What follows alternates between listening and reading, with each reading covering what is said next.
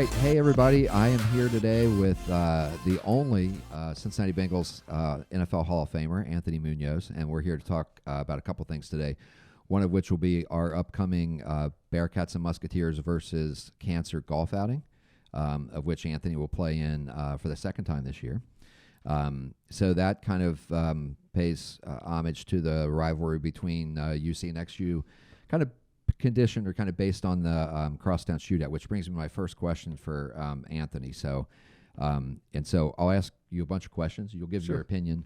This is probably the only one where there is actually a wrong answer. So which is the better rivalry, UCLA USC football or XU UC basketball?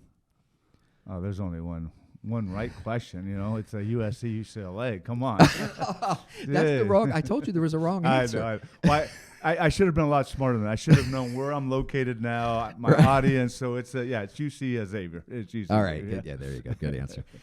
Actually, it would be fun sometime to talk about that rivalry though, because I mean, oftentimes, one of those two teams is going to the Rose Bowl, right? I mean, usually, it's a great rivalry. Kind of like here, the universities are close to each other. Yeah. A lot of times, the guys we've been recruited, together. We go on recruiting trips together, and all of a sudden, while we're in the middle of that rivalry, we know each other. So it is a lot like UC and Xavier. Yeah. So it's a pretty good rivalry, just like this crosstown shootout. Well, and I didn't even know. I actually was reading about it this morning, and I guess it's gone through a bunch of different name changes, but it's called the Crosstown Cup. Did you know that? I did not know that. Yeah, so that's even another kind of similarity. Yeah, exactly. So you're going to come out, play golf, and support our mission, which is to basically kind of reduce the suffering and mortality that accompanies a cancer diagnosis. At least that's one of the things that we declare as a mission. But tell me a little bit about Anthony Muñoz Foundation. What's the mission of that? What does it do, and who does it do it for? Yeah, so we're 21 years old. Our mission statement is to engage the tri-state area to impact youth mentally, physically, and spiritually. So our 8 programs deals with one of those 3, either the mental part of it, the physical, or the spiritual. And so one thing I wanted to do was really help out the youth and encourage them through mentoring programs that we do, through overnight character camps, team building activities in those camps, really teaching them to work together regardless of what you might look different, you might come from different neighborhoods, but the key thing is let's respect each other and work together. And that's what our camps, what we do. We have a youth leadership seminar where we bring together a bunch of high schools. We have motivational leadership speakers. We have breakout sessions, moderators during the day, and we discuss with these high school students a lot of things they might not want to talk about in school, but they feel open to do that. And then at the end of the day, we have a community service challenge where they put together community service projects, and then we track them, and I pick 2 winners, and I give them money to put towards those projects. We've had some amazing projects, as you can imagine, these creative young people. We have 2 types of scholarships. We have a straight A scholarship, which is a one-time scholarship. It's $2,000 to $5,000 one time, 18 of them to young men and women, 9 men, 9 male, 9 female. And then we have our scholarship fund, which we give at our dinner in the summer, and that is a $20,000 scholarship. Wow, Anthony, that's awesome. $5,000 for 4 years. And we usually give 4 to 8. Last year, our 20th anniversary, one of my former board members, were playing some golf, and he said, wouldn't it be neat, 20th anniversary, and you do 20 scholarships? And I'm like, yeah, that'd be great. And after golf, I thought about it. I said, that's $20,000 scholarship. But, the great thing about it, Steve, is we had enough to give 24, 25. I raised that much, but we had 19 legitimate resumes. So we gave out 19 $20,000 scholarships at our dinner. Wow. So we have 6 in our pocket for this year. So those are our programs. So it deals with elementary kids all the way through seniors going to college. And so that's the fun thing for us is they always thank the foundation, but we're like, no, we thank you. You're the ones that are doing all the hard work. That's cool. We're just recognizing you. We're just giving you a chance to continue your education. And that's what we do. We're in our 21st year. I got 3 full-time staff. A great board of 17 board members. And one of the things we've had from the beginning, we have 4 to 10 local college interns that come in and work. Oh, that's cool. And it's great because, with 3 staff and doing everything we do, that's a lot for 3 staff. So our college interns do amazing work. We usually have 2 graphic designers in-house, college interns that, with our events, we give them the freedom to do our logos for all the events because every event, just about every event, we provide swag for the kids. And And every kid that goes through our program doesn't pay a penny. So all 8 programs, we get that funded. And so that's what we do. And this is our 21st year. It's a passion of mine. I love doing it, and we're going strong. Cool. I don't know if you remember, there was like an old commercial where it was like, I think it was like for a financial services firm, and they were like, yeah, we can do that. Like, we can do that. And the guy turns in and he's like, how are we going to do that? that was your 20 scholarship. Exactly. Yeah. This guy's making us look bad, Chris and Jake. He's making us look bad. They've got 3 employees. 3. We got 3 sitting in this room. So let's talk football. So just I'm going to fire some random questions at you. Who was the toughest defensive lineman you ever played against? That's easy. It's got to be Bruce Smith, Okay. Buffalo Bills. Played 19 years, Pro Football Hall of Famer. We crossed over. I was probably in about midway through my career when he came in the league. I mean, I could probably name another 10, 11 that were close playing left tackle in the NFL, but Bruce Smith would be number 1. Did you ever give up a sack to him? Yes. Okay. Yep. But only one. I think it might have been 1 or 2. We played probably 7 or 8 games. So, okay. No. All right. Gotcha. I know I was trying to, because I know your sack total has got to be one of the lowest, and I couldn't find it today. Yeah. I'm not sure, but there was years where there was none. That's unbelievable. So, that's something. But, the amazing thing, Steve, is sacks is so magnified. Yeah. So our meeting room was a little bigger than this, and we had charts on our walls the entire season. So you had to see your grades every time you went in the meeting room. And it wasn't just sacks. So we had a ratio. Like, how many times could the Bengals throw the football before Anthony's man hit the quarterback? Okay. Pressures. How many? Yeah. See, pressures disrupt a play just as much as a sack does. Yeah. So if you had a bad game, you'd sit there trying to prepare for your next opponent. You kept looking over. I don't want to do that. I don't want to do it. But sacks is the one thing, and it's funny because we might throw the ball 1,000 times and give up 2 sacks. Yeah. Now, a pass rusher might rush the passer 1,000 times and get 10 sacks, and it's like, woo, success. I'm thinking. So the joke I have with defensive linemen is, if I danced like you do when you get a sack, if I danced every time I blocked you, I'd be tired by halftime. And we go back and forth, and just have fun with that. But sacks were something that it stayed with you. I mean, that you might have 1 in 3 weeks, but man, you replay that every time, and it's just, you hate to give up sacks. Yeah, I bet.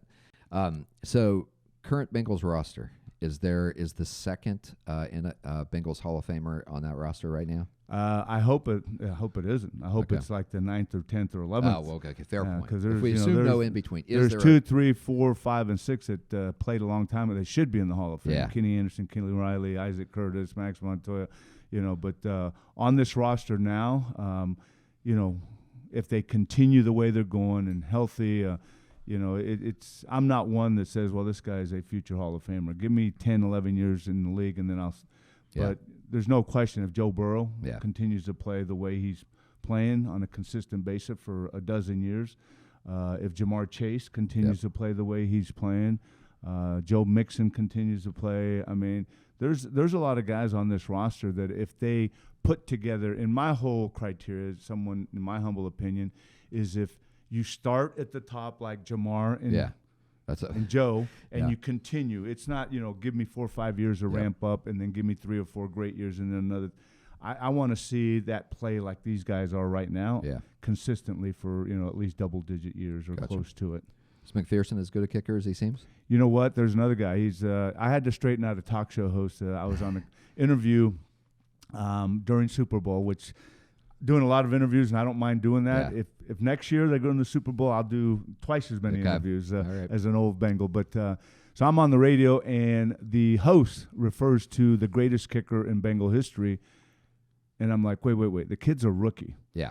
And I said, when he becomes the all-time leading scorer, when he's 9 for 9 in overtime, I said, then you can say McPherson is the greatest kicker of all time, not Jim Breach. Right now, Jim Breach is the greatest kicker of all time. Is he the top Bengal scorer? Oh, he's the all-time leading scorer. I didn't know that. Oh, yeah. I mean, you talk about money. Okay. Maybe not as long as McPherson, but if McPherson gives, like I said, if he does that for 10, 11 years, then you can say the greatest kicker of all time. Yeah, actually, we haven't talked about this. The first time I ever met you was at Jim Breach's Kicks for Kids golf outing. Yeah, that goes way back. Doug Pelfrey and Jim Breach, yeah, probably 20 years ago.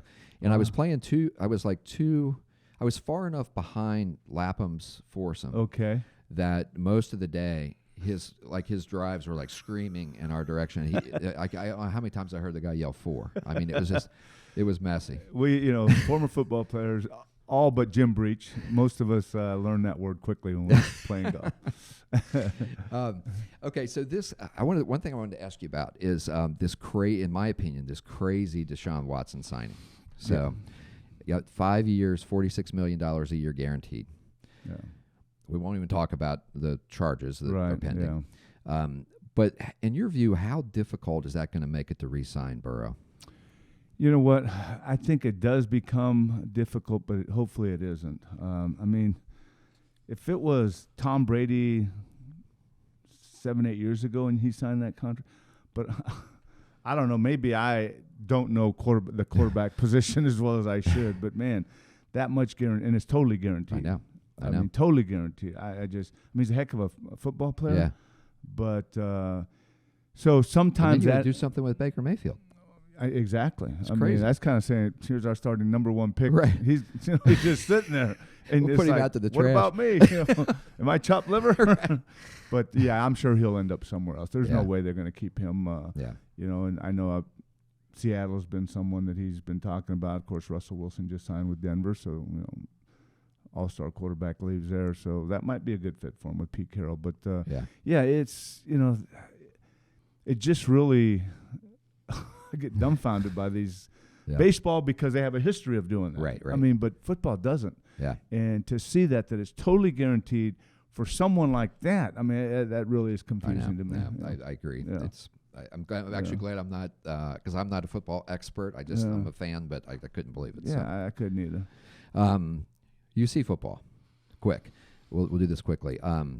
Sauce Gardner and Desmond Ridder, top 10 draft picks. Well, first of all, you need to talk about the leader, Luke Fickell. Yeah. I mean, the guy is amazing. It's amazing. I've gotten to know him, a man of character, and he knows exactly what he wants. I was kind of joking with my wife and several people during the whole USC head coaching search. Of course, Mike Bone is now our AD at USC out west, who was at the University. I didn't realize that. He hired Luke Fickell. Okay. So I was joking because Luke's name came up during the USC head coaching search. Okay. Of course, we got Lincoln Riley from Oklahoma. But I offered to take my Suburban to Clifton, grab Luke, throw him in the back seat, and drive him out to L.A. so they could sign him as a head coach.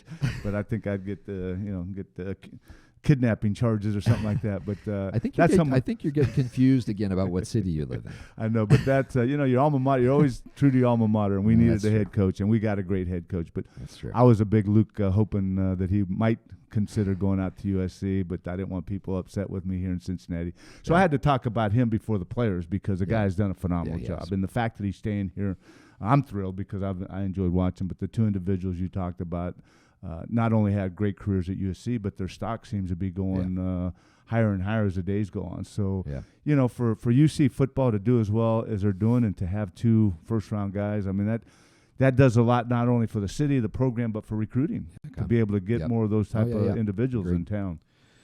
All right, so Anthony, we have a kind of a time-honored tradition on our Medical Minute podcast where I ask kind of a semi-stupid question, and then you don't really know whether I'm stupid or it's just a stupid question or it's an act. So tell me about what in the world is a franchise tag. And so the Bengals put the franchise tag on Jesse Bates. And a lot of the players don't like it, right? So can you explain what that is and why they don't like it? When you said franchise tag, I was thinking maybe you go to one of these local franchises and they have tags on their product, but I guess that's not. It's tough because it's your, which they consider your top player. Yeah. And I think it restricts them from really moving to another and getting what they market was going to pay them. And then they're kind of tied to a certain amount. I believe it's kind of you take the top individuals at that position, and they kind of give you that. But it's not a long-term contract, which most of the guys want, because you get a long-term contract, you're getting a lot of money guaranteed, and that's in football. That's the key. Is you sign a big contract. It might be a $80 million contract over 4 years, but you're going to get 50, 60 guaranteed. Okay. And I think that's where the franchise tag initially doesn't benefit the best player on they consider one of your best players on the team. But they have to redo the tag every year, right? So you're not locked into it for. Yeah, they have to do something, either redo the tag or they sign you long term after that. Got it. Yeah. Okay. All right. This has been fun. So for our golf outing, so it's combined with what's called the Evening with Anthony Muñoz. So someone that knows a whole lot more about football than me, Dave Lapham, will be doing this, and we're going to have a blast that night. So we'll kind of do it over dinner, and it'll be a great chance to talk about, recap last year's season, talk about the upcoming season, talk about what you guys are seeing in preseason.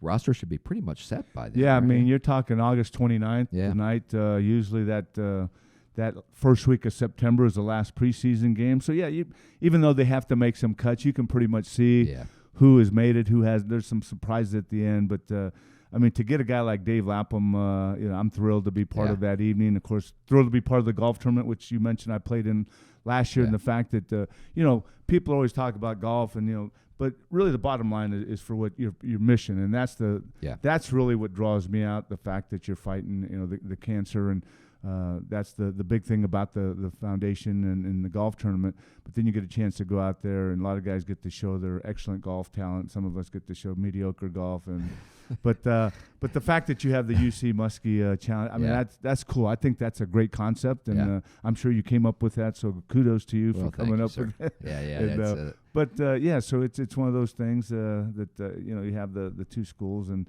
I mean you have the red and black, and you have the blue and white, and it's not hard to tell who you're for. Which for someone that is a transplant, it's really hard. Yeah. Because I come from Southern California, I watch both schools, and it's like, okay, who are you rooting for? And it's like you got a Muskie sitting there staring at you, you got a Bearcat, and I'm like, I'm just rooting that you guys do well. Sometimes those are in the same family, by the way. But the crazy thing about it, I don't know if you know, I was on the Xavier board for 3 years. No, I didn't know was. That. So.